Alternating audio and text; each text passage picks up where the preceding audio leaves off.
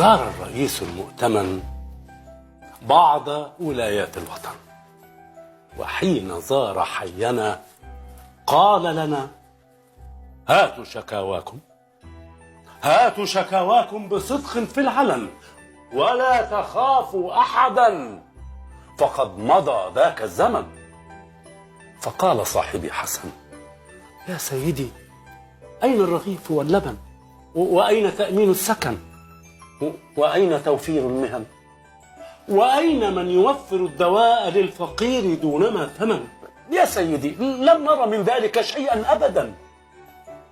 قال الرئيس في حزن: أحرق ربي جسدي، أكل هذا حاصل في بلدي؟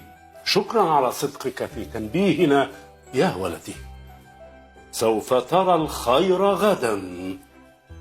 وبعد عام زارنا، ومرة ثانية قال لنا: هاتوا شكاواكم، هاتوا شكاواكم بصدق في العلن، ولا تخافوا أحدا، فقد مضى ذاك الزمن.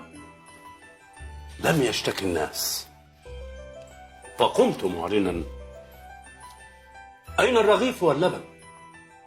وأين تأمين السكن؟ وأين توفير المهن؟ وأين من يوفر الدواء للفقير دونما ثمن؟ معذرة يا سيدي، وأين صاحبي حسن؟